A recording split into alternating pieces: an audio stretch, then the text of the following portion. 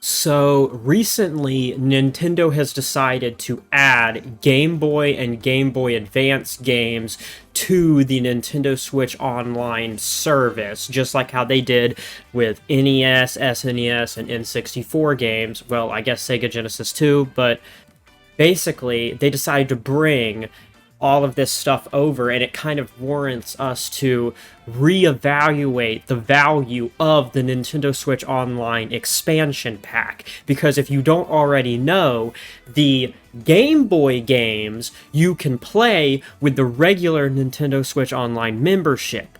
But if you want to play Game Boy Advance games, you have to play, or you have to have, the Nintendo Switch Online expansion pack.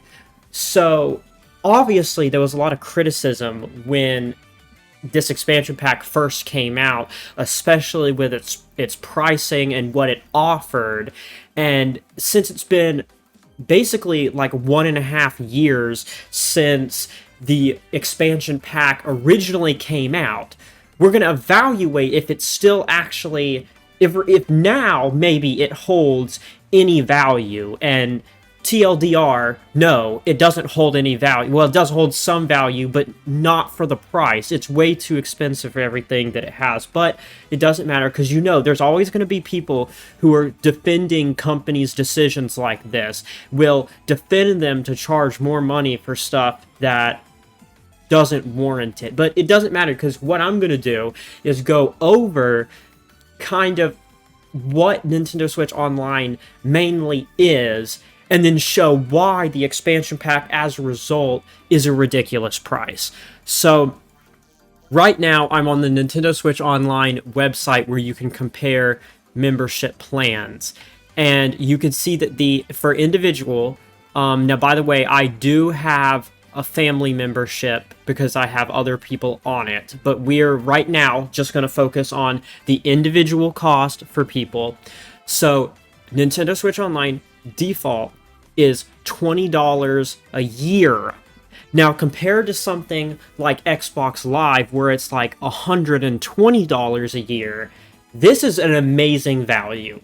Compared to what any of the other competitors do, it is so much better. And for the record, Nintendo gives you a lot better value for your money anyway. So, you can argue that the main feature of Nintendo Switch Online is the online play. The ability to play games that support online multiplayer on the internet with other people, with stuff like Mario Kart 8 Deluxe. This feature is the main primary reason that most people who get Nintendo Switch Online will pay for it. And it was the original benefit to having Switch Online. But they ended up adding, over time, as we can see, some benefits to having Nintendo Switch Online 2. I kind of separate them in a separate category in my head. They're bonuses to having Switch Online. Now, the bonuses you get are save data backup. So it backs up your save data, and we could honestly have a separate conversation on why you have to pay an active monthly membership to back up your game's save data, but we aren't going to focus in that today. But you can see that you get NES games, SNES games, and Game Boy games, all completely included in the Nintendo Switch Online membership. And for people coming in now, or even before, this is an amazing value, because for $20 a year, as I said, completely outbeats the Xbox competition.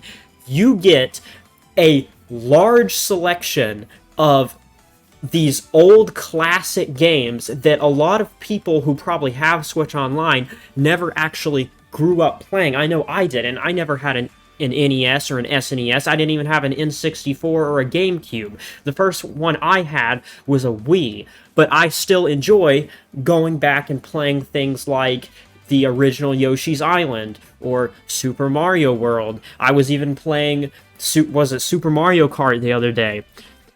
So this is an amazing value that they bring to the service that basically makes it essential for anyone who has a Nintendo Switch to have, unless you absolutely only care about single-player games. However, they decided to lock the Nintendo 64, Sega Genesis, and Game Boy Advance games with the expansion pass membership.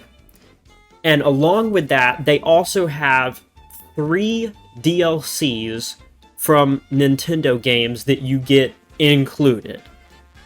So, first of all, this is a completely horrible deal. Like, let's go over this real quick. So this is where the big thing comes in. The original membership, which provided so much value, is $20 a year. And for the expansion pack, they are asking for an additional $30 a year, over double the original price for the expansion pack.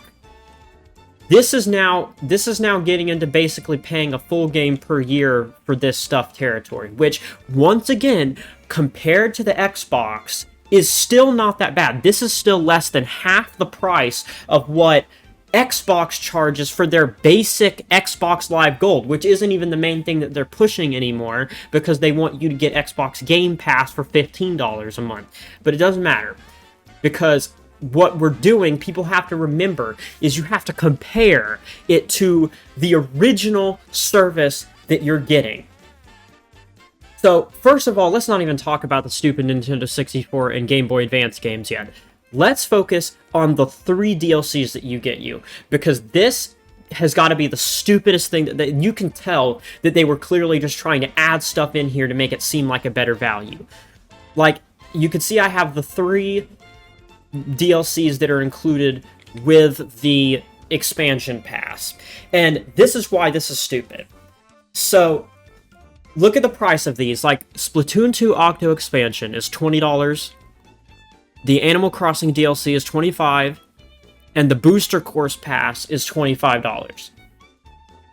If you get the Nintendo Switch Online membership with the expansion pass and pay for it, you could have that membership. Because think about this realistically, right? At some point in the future, Nintendo is going to release a new console, right?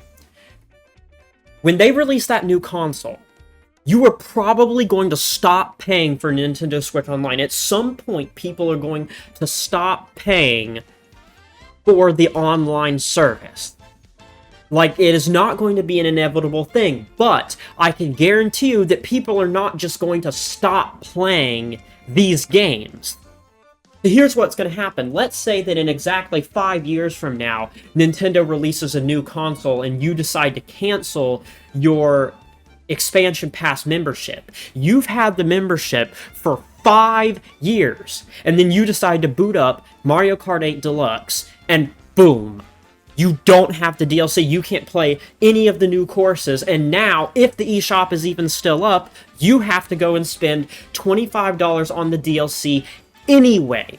So anyone who actually cares about playing these games in the long run are going to buy the DLC separately. Because I wouldn't want to be locked out of this. The Booster Course Pass has brought so many amazing courses to Mario Kart 8 Deluxe. So that's why I'm completely ignoring all of the DLC that they included, because it doesn't matter, because the second that your membership ends, you don't have it anymore. But then you get the stuff like Nintendo 64 and Game Boy Advance. Now, if you directly compare the Nintendo 64 to something like the NES, no crap, it's so much more powerful, right? Like, it introduced 3D games, Super Mario 64, Mario Kart 64. These games, for the time, were revolutionary. However, since the Nintendo 64, in terms of home consoles, we have had the GameCube, the Wii U, and now the Switch. So, at this point, the Nintendo 64 feature of this and the Game Boy Advance, do you really believe that for an extra $30 a year, it is worth it to play Nintendo 64 games? Because I don't. Now, here's the difference. The Wii is only 2 generations old, and that's remembering that the Wii U was considered by many to be a failure. If they were charging an extra $30 a year to have access to N64, GameCube, and Wii games, yeah, maybe it would definitely be worth it at that point. That would make the expansion pass something that I would legitimately have. If I could pay an extra $30 a year to have access to Mario Kart Wii and New Super Mario Bros. Wii and all of these other amazing Wii games, I would. However, do I actually think they're going to do something like that? No. So the expansion pass should be a lot cheaper than this. Even with them bringing Game Boy Advance and having this other DLC on here, it is still not worth it. And something that I had mentioned before, by the way, is that I actually have the family membership.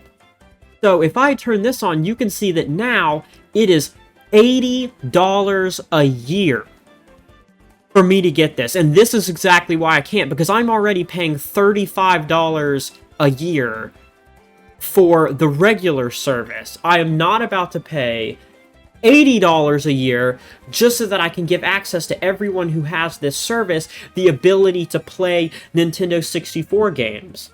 Because here's the thing, right? I'm going to be honest with you. There aren't many Nintendo 64 games that I legitimately would care about. Because once again, I see that NES and the SNES games as a bonus.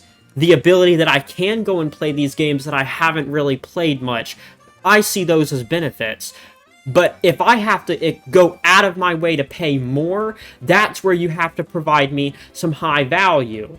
And the thing is that with the Nintendo 64, games like Super Mario 64, I already have that with Super Mario 3D All-Stars, because I bought that because it has a Galaxy and Sunshine in it. And I have that game included. And honestly, the only other game I can think of obviously there is The Legend of Zelda, Ocarina of Time, and Majora's Mask, but I have those on my 3DS because they made remastered versions of those. So I'm fine with that, right? The only game left out of all of that is Paper Mario.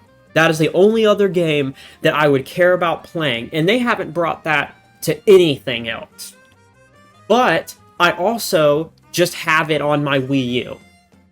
So, obviously, I'm not completely crapping on the fact that they brought these games over. Obviously, there is going to be a market for people to play Nintendo 64 games and Game Boy Advance games.